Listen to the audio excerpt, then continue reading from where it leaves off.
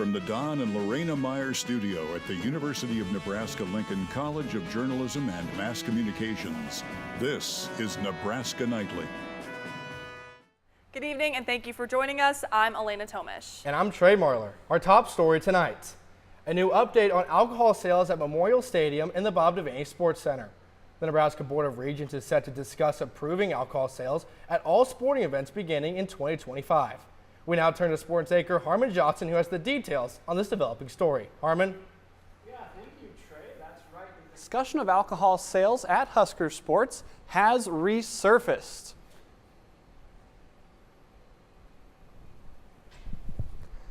The Board of Regents will meet 1 week from today on October 4th in Kearney to potentially approve the sale of suds at Memorial Stadium and the Bob Devaney Sports Center. The board has previously approved the sale of alcohol at Haymarket Park and Pinnacle Bank Arena for Husker basketball and baseball contests. Nebraska, which is one of the only Big Ten schools not to sell alcohol at their football games, has already experimented with alcohol inside Memorial Stadium on Volleyball Day in Nebraska. If approved, fans can expect to be able to purchase alcohol beginning as soon as fall of 2025.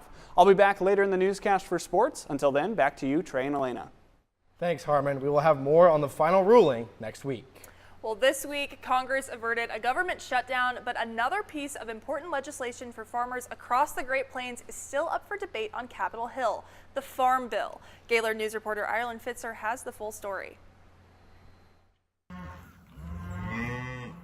Often referred to as the backbone of America, ranchers supply the T-bone to American tables, a seemingly unending supply of beef to a hamburger and steak-consuming nation. There are around 700,000 cattle farms in the U.S., and Oklahoma makes up 7% of that number. Their numbers may be small, but cattlemen and farmers maintain an outsized voice in presidential politics. Ranchers like Oklahoman Rusty Daniel wants one thing from the next president. I just wish that they would stay out of my business and let me do it. And while the election is superseding the talk of D.C., there is still much to do at the Capitol for the upcoming year, including getting a farm bill passed. Something has to happen. If we can't pass a complete 5-year farm bill before the end of this session of Congress, that would be November, December, then we have to do a 1-year extension to keep all of the programs viable and functioning. Ranchers and farmers want more than a president that will just listen. They want a new farm bill, and they want it passed now. And the farm bill contains a variety of programs that help keep food prices fair for both producers and consumers. But Congress is deadlocked on the matter. As of this moment, the House Ag Committee has passed a draft out, but it's not had a chance to come to the floor. The Senate has not passed a farm bill out of committee or across the floor. And even if a miracle happens and there is a farm bill compromise, rancher Rusty Daniel won't be happy with it. Even the farm bill, even if it's authored by conservative people, is a little bit too handsy. I would just like for them just to let us, if we can't make it on our own, we don't need to be in business anyway. But other farmers and ranchers want a bipartisan farm bill now. However, they're not optimistic that in a presidential election year, Congress will deliver for rural America. Reporting in Washington, Ireland Fitzer, Gaylord News. Nebraska President Jeffrey Gold announced a new position appointment after Chief Financial Officer Chris Kaborik said he plans to resign.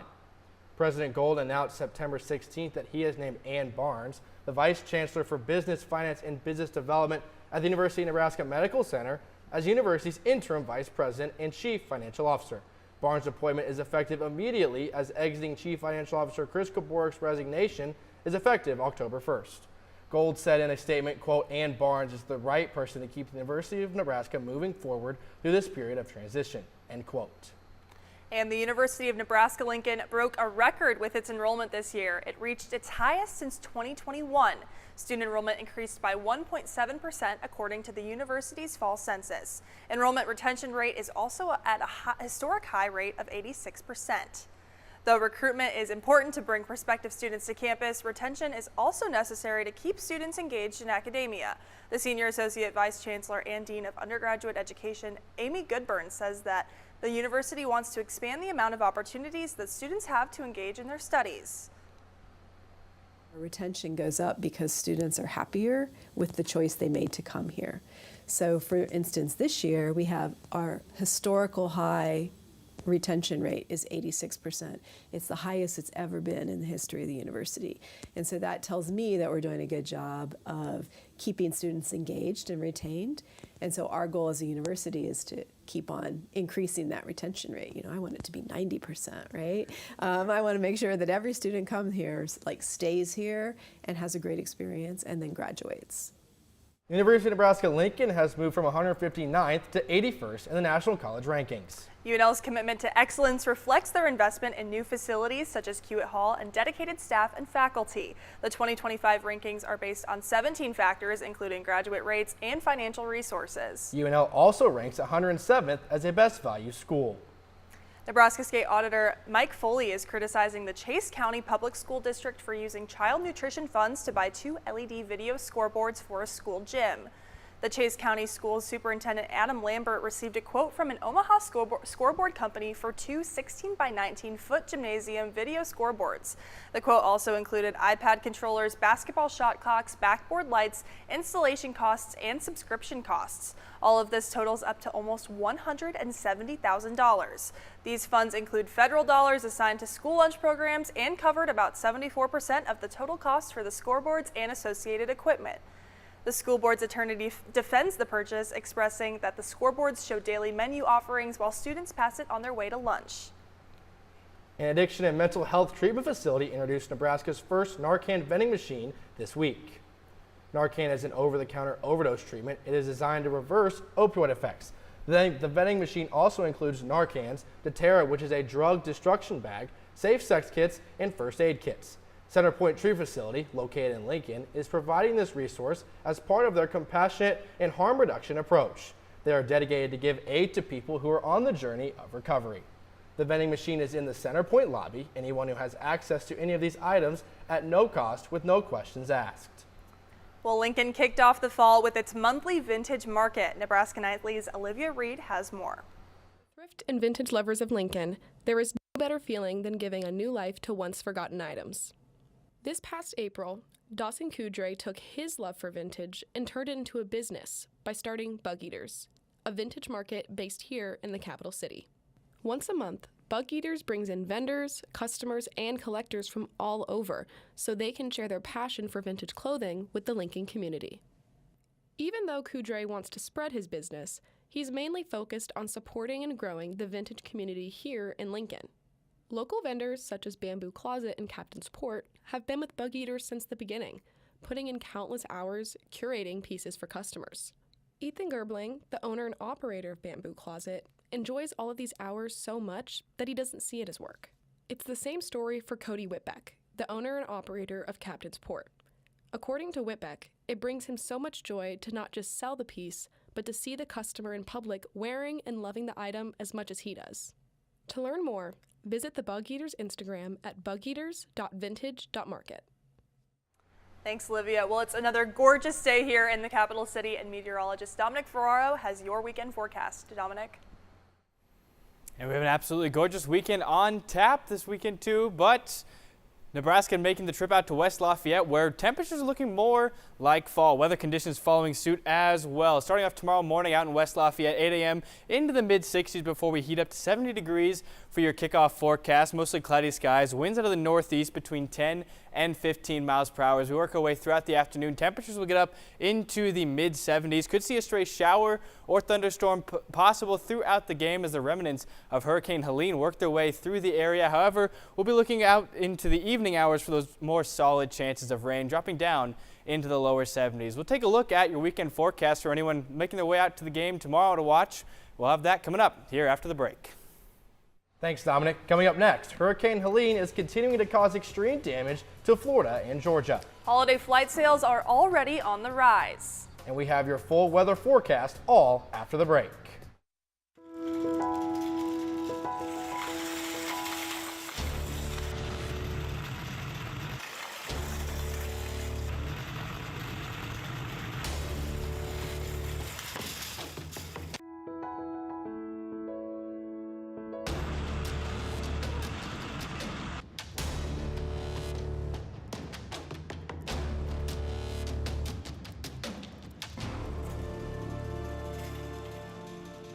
The need for blood never stops. And at the Nebraska Community Blood Bank, your blood could help save lives. Right now, only 7% of the population donates blood. But imagine if there were more. We're sitting at below a 7-day level of supply of all blood types across the board. So every blood type is important, and we need all donors of all types to come in and donate right now. At the Nebraska Community Blood Bank, they believe that all types make a strong blood supply. Okay, so how about this much? I don't know. Well, how about this much? I don't know. How about... Actually, I don't know. Okay, maybe this much? I don't know. The very tip of your pencil, a fraction of a raindrop, 3 grains of salt. That's how much it takes for a dose of fentanyl to become lethal. Learn more at realdealonfentanyl.com. Welcome back. Well, it may be the first week of fall, but it's still feeling like summer outside. Meteorologist Dominic Ferraro has your 7-day forecast to look ahead for the week. Thank you, Trey. Currently right now in the capital city, conditions are 87 degrees, mostly sunny skies. We're seeing that wind out of the northeast between 5 and 10 miles per hour. Looking ahead to tonight, anyone heading out to the volleyball game this evening, typical fall evening for us, dropping down into the lower 50s. So we might want to grab a jacket on our way out the door. Winds shifting to be more out of the northeast between 5 and 10 miles per hour. And for your Saturday, high temperature of 88 degrees. We'll be into the mid 80s across most of the state. Anyone with those outdoor plans to go watch the game tomorrow, I know the Rail Yard's got a thing, and Nebraska Athletics sponsoring an event in Omaha as well. Perfect weather to go do that. Winds north between 5 and 10 miles per hour, gusting up to 15 for tomorrow. Taking a look at your national satellite imagery, there's the remnants of Hurricane Helene. Remember, that made landfall this morning on the panhandle of Florida just before midnight. It was a Category 4 storm with winds estimated to be at 140 miles per hour when it made landfall. And it's worked its way all the way up into the Ohio Valley there, and we'll see those lingering effects really for the next couple days. Satellite across the region right now, seeing that very edge of that cloud shield here, working its way into parts of Missouri. Most of Kansas and Nebraska, however, staying fairly clear for our satellite view here. Radar right now still picking up a little bit of noise into the Kansas-Nebraska border area. That can kind of be anything between birds, bugs. Radar loves to pick up all those things, but in terms of actual precipitation, looking to be clear across the state. Temperatures right now sitting into the upper 80s for most of us. 89 in North Platte and Valentine, 87 in Chadron. If your state high right now sitting at 90 degrees in Norfolk, a little cooler in the Omaha metro area at 85 degrees for those temperatures. And as I was saying before, that low pressure system associated with Hurricane Helene is going to kind of sit over the Ohio Valley the next 12 to 18 hours here, excuse me. This is midday tomorrow, so right in the middle of that Husker football game. Still seeing those chances for precipitation continuing into the afternoon and evening hours there. Some cooler air working its way down from Canada. However, if we take a look at the rest of our week here,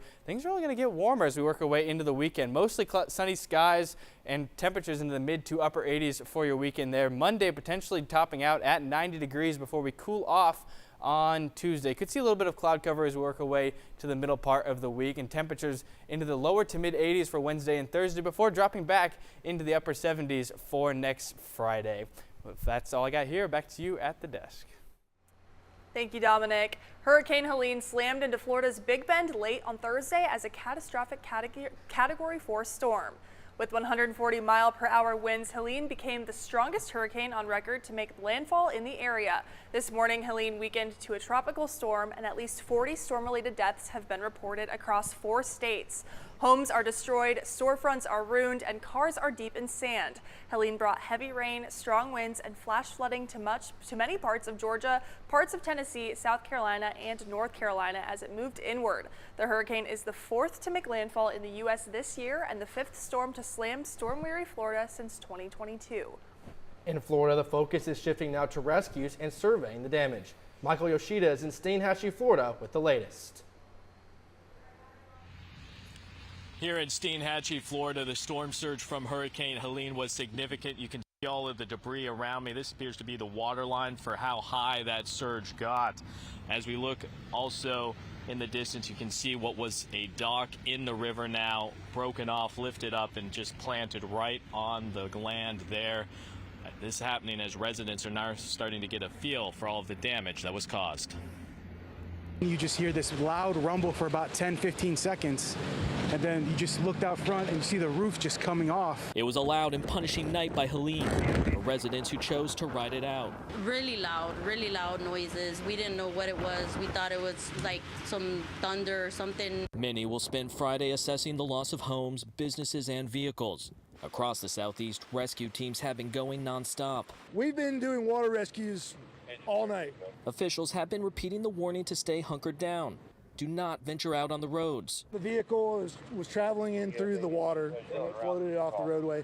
In North Carolina, forecasters are calling Helene, quote, one of the most significant weather events to happen in the modern era for the region, with 2 of the storm's fatalities happening in that state. As Tropical Storm Helene churns up the East Coast, its massive wind span is stretching nearly 500 miles, roughly the distance between Indianapolis and Washington, D.C. Forecasters warn dangerous wind gusts, torrential rain, and devastating flooding will threaten the region for several more hours. And authorities caution that the threat doesn't end after Helene passes. We need everyone to really be thoughtful about making sure they watch out for down power lines. They don't walk through or drive through floodwaters. If your power is out, don't use candles, use flashlights. Forecasters go on to say that the rain levels expected in the Carolinas, Georgia, and Tennessee will result in catastrophic and potentially life-threatening flash and urban flooding, along with significant and record river flooding. Well, we are only about a month away from Halloween, but for many of us, the real trick or treat ahead is figuring out how to get away for the winter holidays. Experts say there's a window for grabbing the best tickets, and it's right around the corner. Emily Schmidt has more in this Consumer Watch. Millions of people tend to forget when holiday magic is in the air. Holiday reality is often in the air right along with it. This is crazy. You know, I thought it would be like this, so I'm actually 3 hours in advance for my flight. The days around Thanksgiving and Christmas are some of the busiest of the year. High demand tends to mean higher prices. NerdWallet travel expert Sally French says there are ways to crack the holiday code. Google Flights is one of them, where they actually have a flight calendar that shows you average flight prices, and it can tell you if you're paying more than average or less than average. Take a look at this data from the Transportation Security Administration. Fewer people fly on Thanksgiving Day, so tickets are likely to cost less. Going through the airport so far has been wonderful. If you're not willing to give up timely turkey, there are other options. Not just when to fly, but when to buy. The best time to book Thanksgiving travel is early October, so that's coming up right about now. Travel booking company Hopper says Christmas flights hit their lowest prices mid-October to early November. After that, tickets go up by nearly a third. French says planning now can pay off. Not flying out the Sunday after Thanksgiving, but flying the Monday after. You can often save, sometimes hundreds of dollars. Good timing could mean a little more cash in your pocket and a little less baggage to carry through the holidays. For Consumer Watch, I'm Emily Schmidt. Some round-trip Thanksgiving tickets are already up 10% from last year. Dame Maggie Smith, one of Britain's best-known actresses, has died. Her sons released a statement saying their mother died peacefully in a hospital early Friday with family and friends by her side. Smith's long career ranged from starring opposite Laurence Olivier in Othello on stage and screen to roles in Harry Potter and Downton Abbey. Smith won her first Academy Award for Best Actress in 1969 for her portrayal of an unconventional school teacher in the movie The Prime of Miss Jean Brodie. Smith was 89 years old. Well, coming up next, 2 Nebraska teams return home and 1 hits the road for the first time. Sports is next on Nebraska Nightly.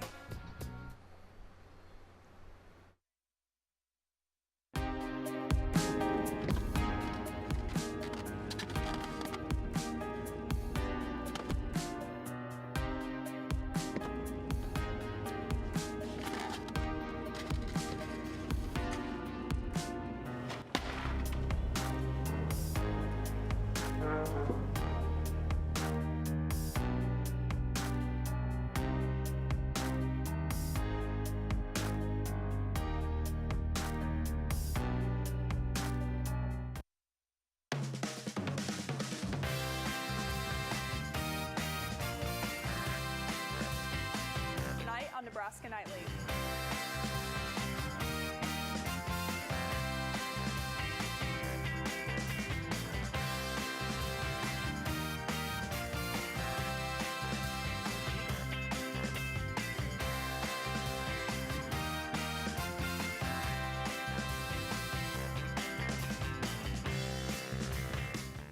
Nearly 1 in 3 Husker students struggle with food insecurity.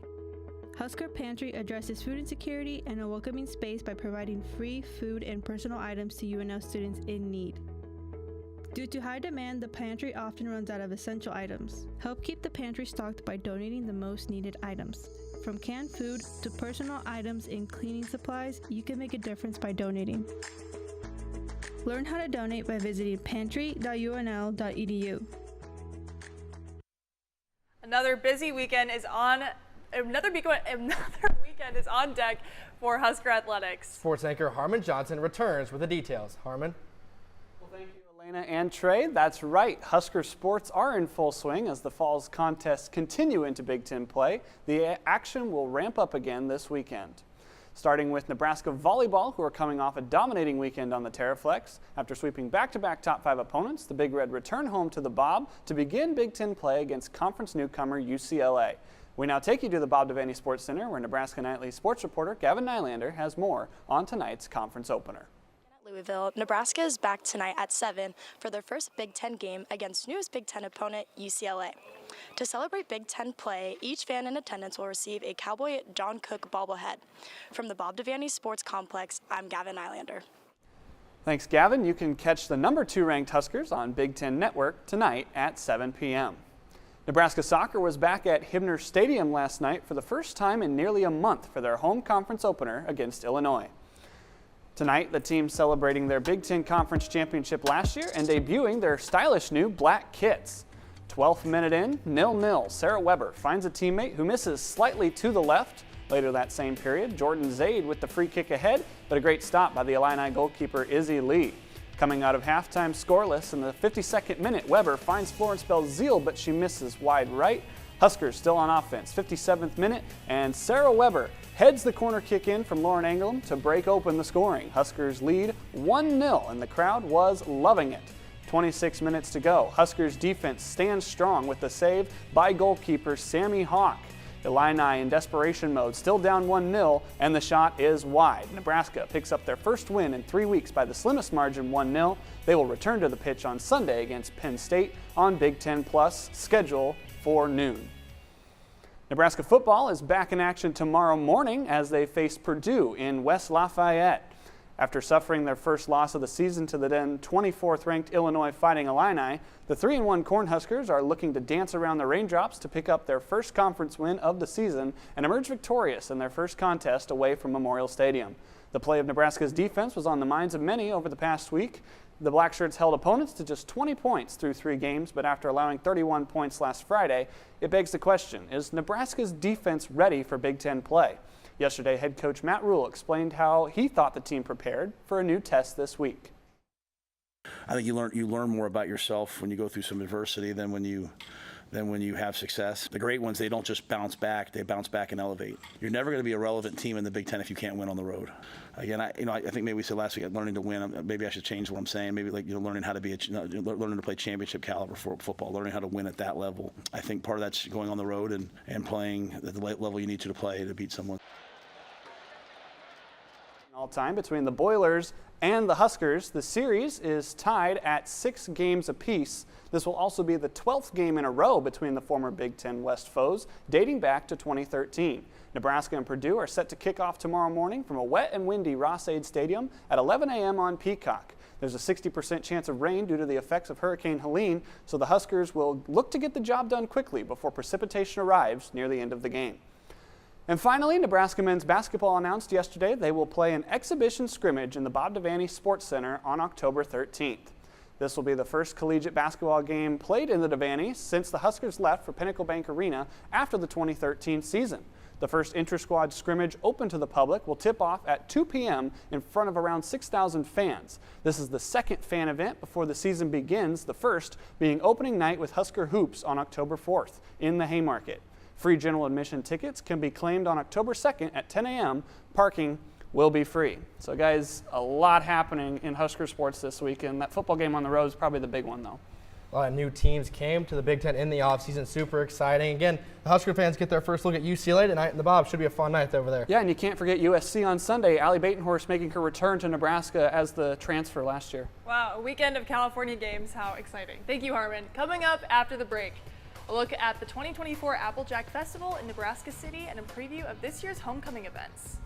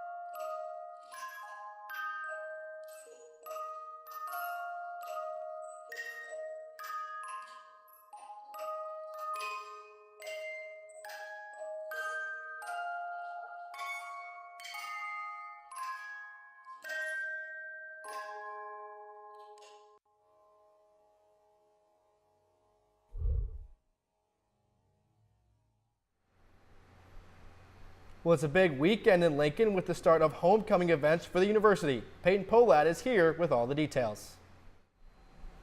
If you love autumn and apples, then you're going to love the Applejack Festival. Held annually in Nebraska City, this exclusive experience offers a variety of family fun activities, including a craft and vendor fair, car show, bull riding tour, carnival, and a parade. Afterward, you can drive on over to Kimmel Orchard and Vineyard and pick your own apples from a 90-acre orchard. The Applejack Festival goes from the 28th through the 29th. Additional performers have been announced for the 2025 Nebraska Land Days Festival. Bailey Zimmerman is set to headline alongside Luke Bryan for the highly anticipated multi-day festival in June of 2025. Other performers announced are Ashley Cook, Baker Blankenship, and Cooper Allen, who will perform prior to the headliners for the Friday and Saturday shows. Homecoming is right around the corner for UNL. Nebraska's 2024 Cornchella Homecoming celebration is set to begin September 30th through October 5th. Join in on the school spirit by participating in a variety of events, including the Husker Watch Party at Memorial Stadium, the annual blood drive in the Union, Battle of the Bands at the Bourbon Theater, the Cornstalk Festival, the Homecoming Parade, and more. The week ends in Memorial Stadium as the Huskers face off against Rutgers. Well, thank you, Peyton. What is your favorite part about homecoming, Trey? I feel like mine's always the Ferris wheel in front of Memorial Stadium. Well, I'm actually excited for the Battle of the Bands. That's new this year. Should be interesting to see. And the winner gets to play on the homecoming parade. So I'm excited for that new little twist the university's adding this year. Pretty cool. Awesome. Well, let's hear from Dominic one last time for your weekend weather. Dominic. Thank you, Elena. Got a beautiful weekend coming up here on tap for us. Starting out your weekend on Saturday, mostly sunny skies, temperatures in the upper 80s. Drop down a little cooler on Sunday before heating up once again on Monday, Sunday, and even potentially cracking that 90-degree mark for the temperature there. Now, one thing to note, we're getting close to October here. We've only had 4 days in the past 10 years in October we've hit the 90-degree mark. And I know Monday, September 30th, but it's cutting it real close. The California teams are coming for volleyball, and we're getting that California weather, it seems. Yeah, I think it's good the Big Ten finally gets to bring some nice California weather here every once in a while in October. I'm looking forward to it. Yeah, when the teams came, it was all about how were the California teams going to adapt to the Big Ten weather. Come to find out, it's actually how are the Big Ten teams in the Midwest going to adapt to the California weather. So it's going to be an interesting time. But again, hopefully it starts cooling down here. Dominic, I know you have some people that kind of control that stuff. Yeah. So I'll give them a call. Yeah. Yep. Awesome. Thank you, Dominic. Nebraska Nightly is a production of the University of Nebraska's College of Journalism and Mass Communications. Thanks for tuning in. We'll see you next week on Nebraska Nightly.